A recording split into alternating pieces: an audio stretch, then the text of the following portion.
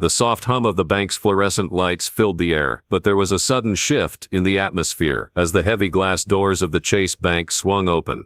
People inside froze, their attention immediately drawn to the figure that had entered. An old black man, his silver curls tangled and wild, stepped inside, his every movement slow and labored. His face, worn with the harsh marks of time and hardship, told a story no one could easily guess. He wore a thick, dark brown coat, patched in several places, the fabric faded and stained as though it had seen countless years of wandering. His shoes, worn and frayed, seemed barely able to hold together, and each step was a struggle. Over his shoulder was a rough, frayed canvas bag, heavy with something, though no one knew what. Inside the bank, the murmurs began. A middle-aged white woman, dressed in expensive clothes, instinctively pulled her purse closer to her, her eyes wide, a mix of suspicion and unease in her gaze. A young bank employee by the counter sneered, leaning over to whisper to his colleague, "That old man must have wandered in here by mistake. What a hassle."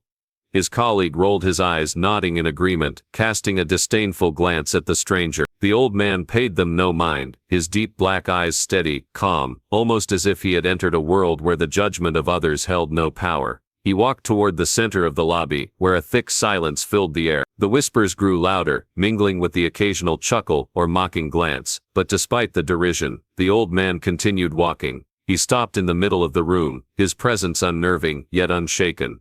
Suddenly the air shifted again. A tall security guard, his uniform pristine and his stance imposing, stepped forward. His brow furrowed as he assessed the old man, sizing him up with an unfriendly look. "Sir, can I help you?" he asked, his voice low and firm. The others in the bank watched, expecting the usual polite request for the man to leave. But the old man didn't answer immediately. Instead, he slowly reached up and opened the worn bag that hung from his shoulder. The room, full of whispered judgments, fell into an eerie silence. The security guard stiffened, his hand inching toward the earpiece, ready to call for backup, and then, just like that, all laughter stopped. The old man pulled out something from the bag, something small but undeniably heavy, with meaning. The air in the bank seemed to grow thicker, the weight of anticipation pressing down on everyone's shoulders. What was in the bag? What was this man about to do? The crowd, once filled with sneers and laughter, now held their breath. The heavy silence in the Chase Bank lobby seemed almost tangible. It hung in the air like a dense fog, enveloping every person present, making it hard to breathe. The bustling noise of the bank, once full of phones ringing and staff typing on keyboards, had vanished. Every eye in the room was fixed on the old man, who had walked in moments ago, an unassuming figure in tattered clothes, his frail body supported by the slow shuffle of his worn-out shoes. The world outside continued at its usual pace, but inside this bank, something had shifted. Ezekiel Thompson stood in the center of the lobby, the quiet authority in his posture, contrasting sharply with his humble appearance. The security guard, who had been moving toward him with the clear intent to remove him from the premises, halted. He was still unsure of what was unfolding. This wasn't just any elderly man stumbling into the bank. There was something about him that demanded attention. His eyes, sharp and steady despite his age, held a story that was as deep as time itself.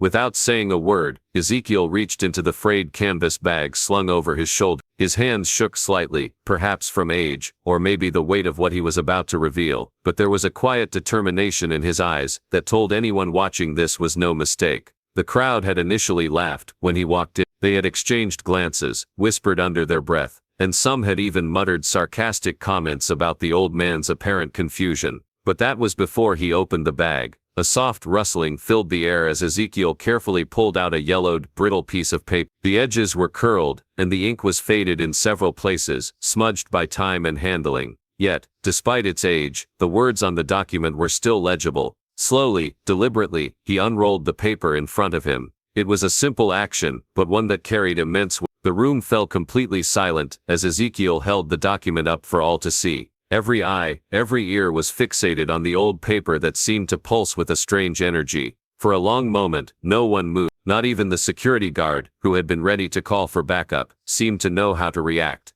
The document was titled, "Ownership Transfer of Chase Bank," signed by the founders. The words were clear, even in their fading state, and they seemed to burn with significance. The murmurs of disbelief spread like wildfire through the room, barely contained in hushed whispers. "What is that?" someone asked from the back, but the question was almost drowned by the collective gasp that swept through the lobby. Ezekiel didn't respond immediately. Instead, he held the paper out for those around him to see. The paper wasn't just an old piece of history, it was proof of something far greater. As the onlookers strained to read the faded text, they could barely comprehend what they were seeing. Could it be true? Could this old man really be the heir to such an institution? The young bank employee who had earlier scoffed at Ezekiel, now standing a few paces away, stared at the paper in confusion. The look of amusement had faded from his face, replaced by a growing discomfort. Something didn't add up. This was no prank, there was an undeniable authenticity to the document. He squinted, trying to make out the words as he leaned closer. The security guard finally spoke, his voice forced and tense. Is this some sort of joke? His hand hovered near his radio, his fingers twitching, ready to escalate the situation if necessary. Ezekiel's gaze shifted to meet the guard's, his eyes unblinking, filled with years of wisdom and experiences that could not be ignored. This bank has been mine for more years than you can count, he said, his voice steady and calm, as if the truth he was telling wasn't extraordinary at all. And it's time you understood that. The security guard froze. He had been ready to dismiss the old man as nothing more than a confused vagrant. But now, standing face to face with this unshakable confidence, he began to doubt everything he thought he knew. The words rang in the room with quiet authority, the weight of them growing heavier with each passing second. For a long moment, no one spoke. It was as if the entire bank had entered a suspended state, caught between disbelief and the inevitable need for an explanation. The crowd remained still, staring at Ezekiel, but their mocking glances had long faded. Instead, they began to question, who is this man? How does he have this paper? A middle-aged woman, who had previously clutched her purse tightly when Ezekiel had walked in, finally found the courage to speak. She stepped forward, her voice trembling slightly, as she asked, "Are you saying, this bank belongs to you?" The question was incredulous, spoken with a mix of disbelief and an increasing sense of curiosity. She was no longer afraid of them. Instead, she was now transfixed by the mystery unfolding before her. Ezekiel met her gaze and nodded slowly, as if the answer were obvious, as if it were a simple truth that anyone could have known. "Yes," he replied, his voice unwavering. "It's mine, it has always been mine." The room fell into an even heavier silence, the weight of his words pressing down on everyone present. There was no laughter, no mocking, only stunned disbelief. It was as if a veil had been lifted, revealing something no one had ever expected to see. The air seemed thicker now, filled with confusion, fear, and a dawning realization that perhaps the impossible was true. The security guard, his confidence shattered, took a step back, his posture shifted, no longer certain of his authority in this situation. His fingers twitched on his radio, but he didn't move. The room had transformed from a place of skepticism to one of uneasy reverence.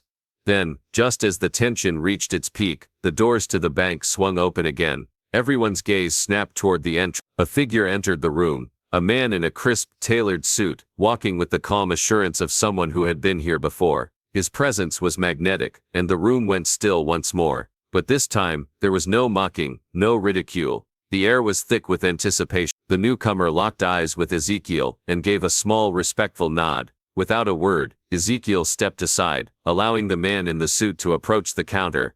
The crowd, now on the edge of their seats, watched as the man in the suit turned to face them. His voice, calm and authoritative, broke the silence that had enveloped the room. "This is Ezekiel Thompson," he said, his tone leaving no room for doubt, "and he is the rightful owner of this bank." The whispers started again, louder this time, filled with shock and disbelief. Who was this man? How could this be possible? The questions swirled in the room, but none of them had an immediate answer.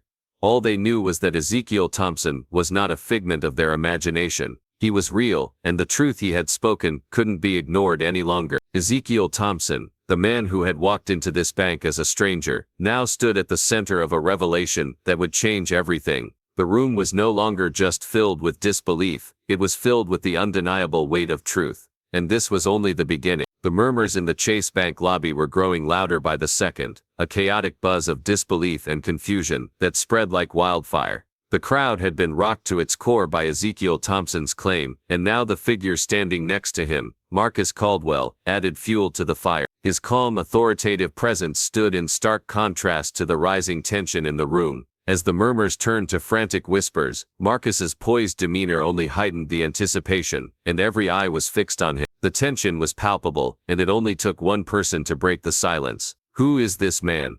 A voice rang out from the back of the room. The woman's voice trembled, her curiosity and disbelief hanging in the air. She pointed directly at Ezekiel, her words sharp and urgent. How can he own this bank? There's no record, no evidence. Marcus didn't flinch. He stepped forward, his suit impeccably pressed, and his face unyielding. His response sliced through the growing chaos. There is a record. It's just not the one you've been shown. His words held a quiet conviction, like he knew exactly what was to come. The crowd immediately stilled. A murmur rippled through the onlookers as the weight of his words began to sink in. Ezekiel, standing behind Marcus, remained silent. His face, lined with age and experience, betrayed no emotion. But there was something in his eyes, an unspoken confidence, as though he had been preparing for this moment his entire life. Marcus paused, taking a deep breath as he surveyed the room. He knew the crowd was skeptical. The senior employees of the bank, those who had worked in its inner circles for years, exchanged nervous glances. They had heard rumors, but no one had prepared them for something like this. I know what you're thinking, Marcus continued, his voice steady. That this is all a lie, some scheme. But I assure you, it's the truth. Ezekiel Thompson is the rightful heir to the original founders of Chase Bank. As soon as the words left Marcus's mouth, the room erupted. A cacophony of voices filled the air, questions, exclamations, and disbelief, all blending into a single roar of confusion. How can he be the heir? One person shouted. This bank was founded over 100 years ago. How can he be the owner? Another demanded, still trying to process what they were hearing. He's just some old man off the street. The questions came so quickly that they nearly drowned each other out. But through it all, Ezekiel stood unmoved. His hands folded in front of him, his posture relaxed. He seemed more like a man who had known this moment was coming. His silence was powerful, and it seemed to add weight to Marcus's words. With a swift motion, Marcus raised his hand, signaling for silence. The noise quieted, but the air still crackled with disbelief. Everyone's attention snapped back to him as he reached into his briefcase, pulling out a thick, leather-bound folder. The room went still again. The folder, a heavy symbol of truth, was about to reveal something that would forever change the narrative. This, Marcus said, holding the folder high for all to see, contains the original documents, the founding charter of this bank. He paused, letting the room digest the gravity of his statement. These documents are not just signed by the first president of this institution. They were signed by Ezekiel's great-great-grandfather, who was one of the original co-founders of this bank. The murmurs began again, but this time they were quieter, tinged with uncertainty. The senior employees who had long worked at Chase Bank shifted uncomfortably. How could this be possible? The documents they had always relied on, the history they knew, was being challenged in front of. Marcus took a deep breath and continued. For decades, these documents have been hidden, buried deep within the archives, concealed from the public eye. But today, they're brought into the light. Ezekiel stepped forward at that moment, his movements slow but deliberate. His presence in the room had shifted from that of a confused, elderly man, to something more profound. Every person in the room, even the most skeptical, couldn't help but watch him intently.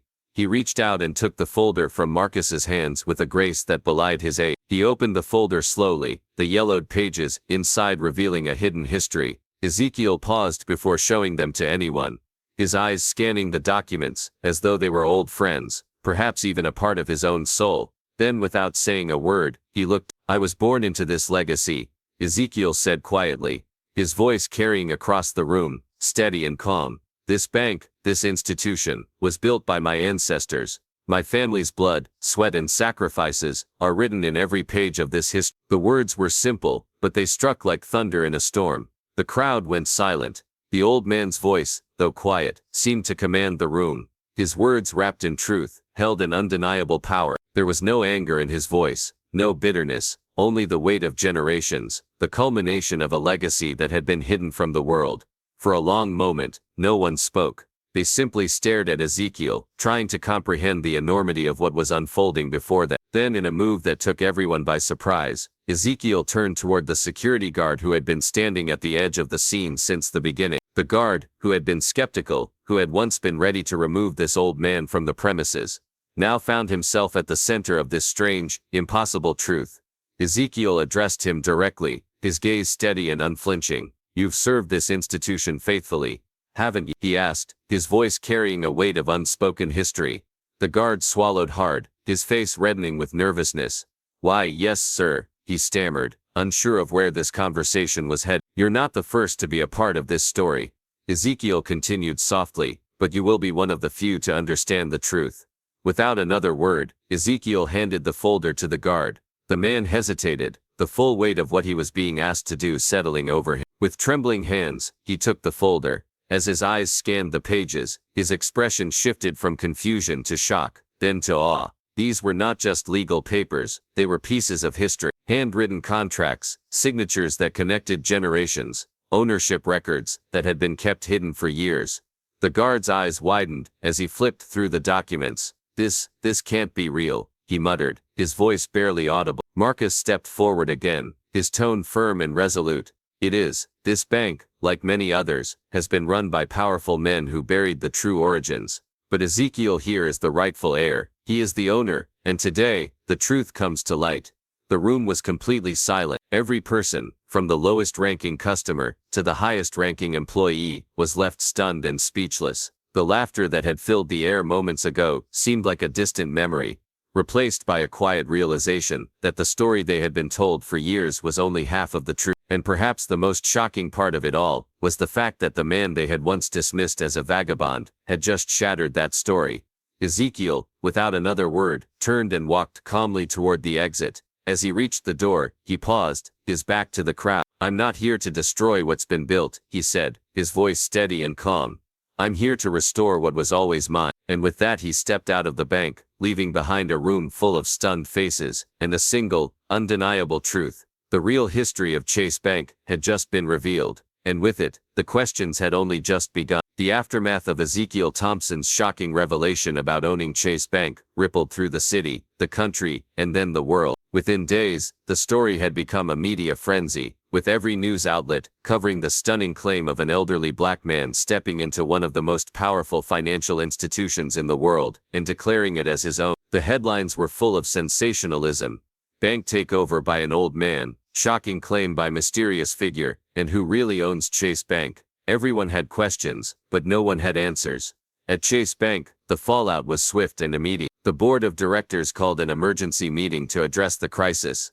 A blend of confusion, panic, and disbelief permeated the high-end corporate offices as they gathered to deliberate. The executives sat around a glossy, elongated conference table, their faces a mixture of skepticism and anger.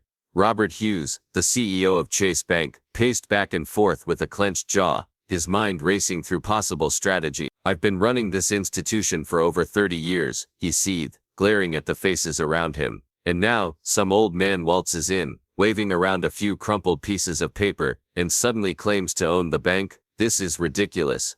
There's no way this is real." Catherine Blackwell, the sharp and calculating head of legal affairs, wasn't so sure. She leaned forward in her seat, her gaze cold and focused. "We need to review the documents again. We've already examined them briefly, but we must dig deeper, bring in a forensic expert to analyze them. If there's even the slightest chance they've been forged, we'll discredit him before this gets any more out of hand." One of the other board members, visibly sweating from the pressure, hesitated. "But what if the documents are legitimate? What if Ezekiel Thompson really is who he says he is? This is far too big to ignore. We could lose everything." Robert slammed his fist on the table, his patience wearing thin. "We won't lose anything.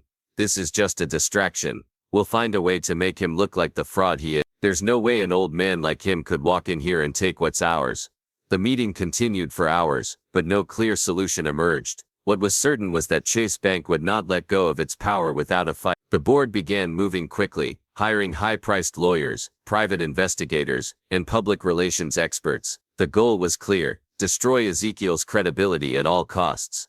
Meanwhile, across town, Ezekiel remained remarkably unbothered by the storm he had unleashed. He sat quietly in a small, nondescript diner, sipping his coffee and watching the hustle and bustle of the street outside. His demeanor was calm, almost serene, in sharp contrast to the chaos unfolding in the city. He had seen this kind of backlash before, and it didn't faze. Marcus Caldwell, the sharp-suited man, who had stood by Ezekiel's side during the bank's dramatic reveal, sat across from him, studying the newspaper headlines that flashed across the front page. "They're already planning their next move," Marcus said, his voice low and steady. "Look at these stories. Old man claims ownership of Chase Bank. They'll do everything they can to discredit you. They'll attack your character, drag your name through the mud, and spend every cent they have trying to prove you're a fraud. Ezekiel nodded slowly, a quiet strength emanating from him.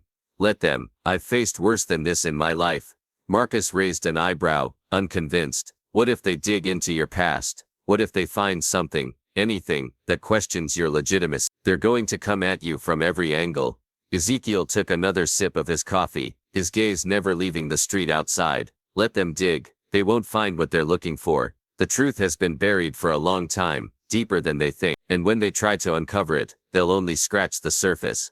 Marcus leaned back in his chair, still uncertain. I hope you're right, but this is a massive institution we're talking about. They won't back down easily. This is just the beginning. Ezekiel's lips twitched into a faint smile. The truth always finds its way to the surface, Marcus. No matter how deep they bury it, the roots will always find a way to grow.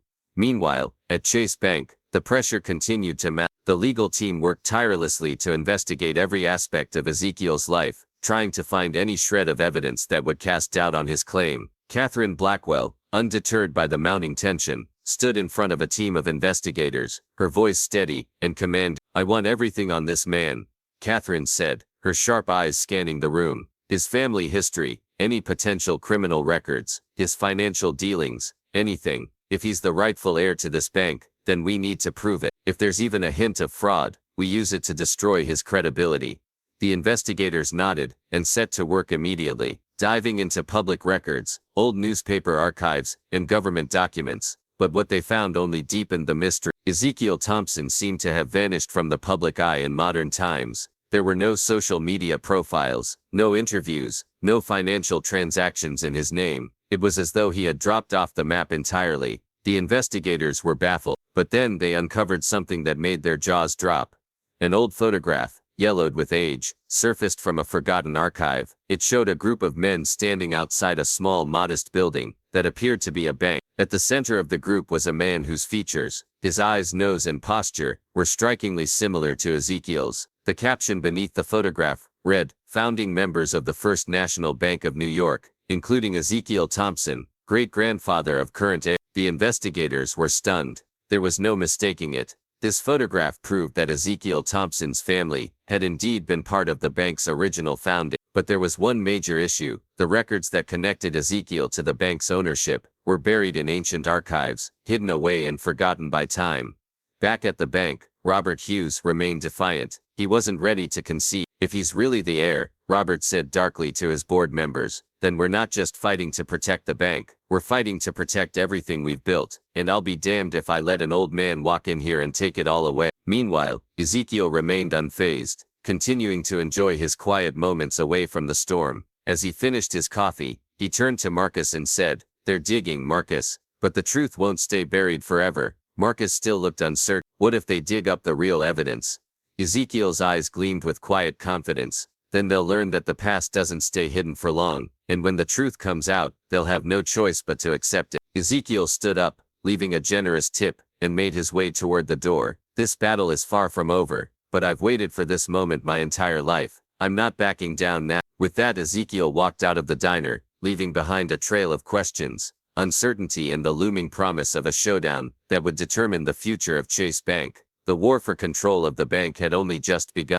As the battle for control of Chase Bank spiraled into a national spectacle, the intensity of public interest only increased. News outlets, social media platforms, and everyday conversations were consumed by the extraordinary story of Ezekiel Thompson, the elderly black man who had walked into one of the most powerful financial institutions in the world and claimed ownership of it. The implications of his assertion were profound, and opinions divided sharply. On one side, there were those who saw Ezekiel as a hero, a rightful heir to a fortune stolen from his family long ago. His story resonated deeply with many who felt that powerful institutions had long kept their legacies hidden, erasing people and families who deserved their due recognition. To these supporters, Ezekiel represented more than just an individual. He symbolized justice, a reclaiming of what had been unjustly taken. On the other side, critics labeled him a fraud. Skeptics argued that his timing was suspicious and that he was merely taking advantage of a historic mistake to manipulate public sentiment. They questioned his motives, accusing him of exploiting exploiting the legal loopholes in the bank's long-buried history to seize control. To them, Ezekiel's entrance into the public spotlight felt like a scam, and they were determined to expose him as a con artist. Behind the scenes, however, the tension was escalating within Chase Bank's corporate offices. Robert Hughes, the CEO and the board of directors had shifted from disbelief to outright panic. The threat to their power was growing every day, and they knew they had to act quickly to protect the institution they had built. They couldn't afford to let a stranger walk in and take control, especially without a fight. Catherine Blackwell, the bank's head of legal affairs, had been working tirelessly to find a way to discredit Ezekiel's claim. Hours of research and analysis finally led her to a crucial discovery that could change everything. Buried in a final clause of the original letter Ezekiel's great-grandfather Elijah Thompson had signed during the bank's founding was a provision that had never come to light before. The clause stated that the rightful heir could only claim ownership if they fulfilled a specific condition, a public act of service to the community, demonstrating a deep understanding of the values on which the bank was founded. This revelation was a turning point. Catherine immediately presented it to Robert and the board, who were quick to seize on it as their key to victory. Robert leaned forward, his face a mask of cold determination. If he can't meet this condition, then his entire claim falls apart. No service, no ownership. It's that simple. The board's collective mood shifted from panic to resolve. They now had a strategy that could potentially invalidate Ezekiel's entire claim. They knew that Ezekiel, despite his calm and composed demeanor, was unlikely to be prepared for such a public test. The idea was to challenge him in a way that would force him into an impossible situation, one that would publicly expose him as someone who did not truly understand the community-building ethos that Chase Bank was founded on. The challenge was crafted carefully, worded in a way that seemed reasonable but was ultimately designed to trap Ezekiel. The board decided they would publicly demand that he prove his worthiness as an heir by performing an act of charity or service that aligned with the bank's mission. They planned a televised event, where Ezekiel would be asked to speak to the public and demonstrate his commitment to the community. It's simple, Robert said, his voice unwavering. We'll ask him to do something symbolic, something tangible that proves he understands the values we've upheld for decades. If he can't deliver, it will expose him for what he truly is, a man trying to steal something that's not his. The news of the challenge quickly spread. Media outlets buzzed with anticipation, speculating on how Ezekiel would respond. The public, already polarized, now found themselves waiting for the next chapter in this unprecedented drama. Would Ezekiel rise to the occasion, or would he falter in the face of pressure? For Ezekiel, however, the challenge was no surprise. He had anticipated this kind of maneuver. The elites who held power were playing a game of distraction, designed to make him appear unworthy of his heritage. He had already seen how such powerful institutions had used manipulation to conceal their true intentions and histories, but he wasn't backing down. He wasn't going to let them dictate the terms of his legitimacy. Sitting calmly in the small office he had taken up in the heart of the city, Ezekiel met with Marcus Caldwell to discuss the next step. The walls of the room were adorned with historical documents, including the founding charter of Chase Bank, which now seemed to symbolize both a legacy and a battleground. Marcus looked at Ezekiel, a hint of concern in his eyes. They've issued their challenge. They want you to do something for the community, something symbolic. They think that if you can't show you understand the essence of the bank, the whole thing will fall apart. Ezekiel's expression remained impassive. Let them think that they're playing a game, but they don't understand the rules. I've lived my life understanding the value of community, of service. If they want me to prove it, I will, but I will do it on my terms, not theirs. Marcus raised an eyebrow. And how do you plan on handling it? Ezekiel leaned forward, his voice steady but filled with purpose. I'll accept their challenge, but I won't play by their script. I'll give the people what they need, not what they expect. I'll demonstrate the power of legacy, not just with money, but with the people. They'll see what it means to serve, not through some token act, but through something that truly matters. It was clear to Marcus that Ezekiel had a plan, but the true scope of it wasn't entirely clear. What was certain, however, was that this next move would be critical. The battle for Chase Bank was no longer just about ownership. It was about values, legacy, and the very heart of what it meant to hold power in this world. As the board of directors at Chase prepared for their public showdown, they had no idea that Ezekiel was about to play a far more complex game than they had anticipated. And when the moment came, it would not just be a battle for ownership of a bank, it would be a battle for the soul of an institution that had been hidden in plain sight for far too long. Ezekiel's response to the challenge wasn't one of defiance or theatrics, it was a quiet, dignified promise. I will meet this condition, but I will do it on my terms. His calm words reverberated across news outlets and social media platforms, further deepening the intrigue surrounding his claim to the bank. The media, always hungry for spectacle, expected a grandiose response, something flashy and attention-grabbing. Instead, they were met with something entirely different. A man who had spent a lifetime in the shadows, choosing now to step into the light, not with a shout, but with a steady and quiet resolve. In the days that followed, Ezekiel's every move was scrutinized by the public, the media, and the board of Chase Bank. They all watched with bated breath to see how he would fulfill the conditions set by the bank's directors. But rather than rallying crowds or making public speeches to stir emotions, Ezekiel chose a different path. He didn't take to the streets with flashy gestures, as many had expected. Instead, he began to walk through the neighborhoods of the city, the neighborhoods that never saw the inside of a Chase branch, the forgotten places, the underserved, and the overlooked. He spent hours in shelters, schools, food banks and soup kitchens, helping those who were often invisible to the rest of society. His hands were worn from working beside volunteers, his clothes often rumpled as he spent long hours listening to the struggles of the poor, the homeless, and the marginalized. He was not a man who was interested in making a public spectacle of his good deed. Instead, he seemed focused on quietly reconnecting with the very people his ancestors had fought for, the ones who had helped lay the foundation for the institution now at the center of the storm. While the world watched with skepticism, Ezekiel's actions began to speak louder than any words could. What had initially been seen as a desperate attempt to meet the bank's demand, turned into a growing symbol of genuine compassion. News outlets began to cover his visits, capturing moments of quiet service, a man, alone in a sea of strangers, offering his time, his heart, and his help. Slowly, the public perception of him began to shift. No longer was he simply the elderly man making a claim to a bank. Ezekiel Thompson was becoming a symbol of something deeper, something more important. He wasn't just a man looking for a fortune, he was a man reconnecting with the spirit of the legacy his family had fought for, long before Chase Bank had become a sprawling empire. The media began to portray him in a new light, not as a threat but as a messenger. The headlines that had once labeled him as a fraud, now questioned what the bank had become. The more he gave, the more the public began to understand. Ezekiel wasn't a man claiming something that wasn't his. He wasn't there to steal from the wealthy, he was there to restore something lost, to rebuild what had been forgotten in the vaults of corporate greed. Then came the final piece. On the day of the public demonstration, the moment that had been anticipated for weeks finally arrived. Ezekiel stood before an enormous crowd gathered at the very heart of Chase Bank's headquarters. The crowd was a mix of reporters, board members, employees and curious onlookers, all eager to see how this would play out. The air was thick with anticipation, but Ezekiel remained calm, composed as ever. His presence, though understated, carried a sense of gravity that seemed to settle over the entire space. He had been challenged, and now he would meet that challenge head-on. With a steady hand, Ezekiel reached into his worn bag, pulling out a set of old documents, the same ones he had shown at the bank days before. The original papers, yellowed and fragile with age, held the weight of an era long gone. For a moment there was silence as Ezekiel placed the documents on the table in front of him. The crowd leaned forward, their eyes fixed on him as he carefully laid out the contracts, the handwritten agreements and the promises made by his ancestors so many years ago. He didn't hold the papers up for show, as one might expect in such a moment. Instead, he placed them on the table, allowing the world to see the fragile, historical evidence of his family's deep connection to the bank. He didn't need to shout or gesture wildly. The truth lay in those papers, and Ezekiel understood that truth spoke for itself. You see, Ezekiel began, his voice clear and unwavering, this isn't about taking something from you, this is about restoring something that was always meant to be shared. The bank was built on the trust and labor of many, but the foundation of it was my family's blood, sweat and sacrifices. I am here not to take, but to rebuild. His words, though quiet, carried a deep weight. He wasn't some figurehead looking to exploit a system. Ezekiel was a man on a mission, and that mission went far beyond any financial gain. It was about restoring the integrity of an institution that had lost its way, reconnecting it to the very values that had once driven its founder. The crowd, once skeptical and filled with questions, began to shift in its perception. People in the audience who had initially regarded him with doubt now found themselves questioning everything they thought they knew about the bank, about ownership, and about legacy. Ezekiel wasn't some thief trying to steal wealth. He was a man trying to restore a legacy that had been buried by decades of corporate power. In that moment, it became clear that the true value of the bank wasn't in the billions of dollars it controlled. It was in the people who had built it, in the trust that had once been placed in it, and in the vision that had been lost along the way. The world had been watching, waiting for Ezekiel to falter, to prove that he was unworthy of the challenge. But instead, he had done the opposite. He had stepped forward with humility and grace, offering not just the promise of restoration, but the possibility of redemption for himself, for the bank, and for the community that had been forgotten. And with that revelation, the battle for Chase Bank had shifted. It was no longer just a question of ownership. It was a question of who truly understood the legacy and the future of this powerful institution. The real question now was, could Chase Bank rediscover its soul? It didn't take long for the board to react. The power dynamic that had once been so firmly in Robert Hughes's favor was now unrecognizably shifted. Hughes, once so certain of his position and the bank's unwavering control, found himself face to face with an undeniable truth. Ezekiel Thompson had not only met the challenge that had been set before him, but he had done so with a quiet dignity that won the hearts of the public. Ezekiel's actions weren't just symbolic, they were authentic, reflecting the very values Chase Bank had been built on, values of service, compassion, and responsibility to the community. These were values that had been forgotten by a corporation obsessed with profit and power. The media frenzy, once focused on discrediting Ezekiel, now turned into a narrative of change. Ezekiel's quiet service had become an emblem of a new kind of leadership, one that put people first, rather than financial gain. The tide had shifted, and the board was forced to reckon with the reality of what had been lost and what could be gained. The undeniable truth was that the public had witnessed a profound transformation in Ezekiel's character and mission. He wasn't a fraud or opportunist, he was a man reconnecting to his roots and his family's legacy, and it was impossible to ignore the authenticity of his journey. A week later, the announcement came, one that would echo through the history of banking. In a historic decision, Ezekiel Thompson was not just a claimant to the bank, but an official owner. The board had been cornered by the overwhelming evidence of his connection to the bank's founders, and his demonstration of the values that had once been the bank's backbone. While Ezekiel didn't take full control, he became the co-owner of Chase Bank. The board had no choice but to come to terms with the truth. They could no longer hold the reins of power alone. Ezekiel was now an integral part of the bank's future, and he would play a pivotal role in reshaping its direction. Under Ezekiel's influence, Chase Bank, once known for its cold, impersonal corporate image, began to change. New initiatives were introduced, programs focused on rebuilding relationships with underserved communities, providing low-interest loans to small businesses, and funding social programs that empowered people who had long been ignored. The bank's mission gradually began to shift from a focus on maximizing profits at any cost to one that placed community engagement, responsibility, and empowerment at the forefront. Chase Bank was becoming something different, something better. As Ezekiel stood outside the bank, his eyes scanning the building that had once been the battleground for his family's lost legacy, a quiet smile played across his lips. The journey had been long and fraught with difficulty. The road had been steep, and at times it had seemed as though the weight of history was too much to bear. But here he was, standing victorious, not through violence or anger, but through patience, integrity, and the quiet but undeniable power of truth. His victory wasn't just his own, it was a victory for his ancestors, for the generations of his family who had been ignored and oppressed by the very institutions that were now being forced to reckon with their legacy. It was a victory for every forgotten person who had been left behind by systems like Chase Bank, systems that had long prioritized profit over people, and perhaps most importantly, it was a victory for humanity itself. Ezekiel had shown that the power to reclaim what was lost didn't always come from force, it came from the quiet strength of standing firm in one's truth. As he turned to leave, feeling the weight of both the moment and the future ahead of him, a voice called out from behind him. It was Marcus Caldwell, his ever-present ally, standing by the steps of the bank with a look of deep admiration in his eyes. "You did it, Ezekiel," Marcus said, his voice filled with awe and respect.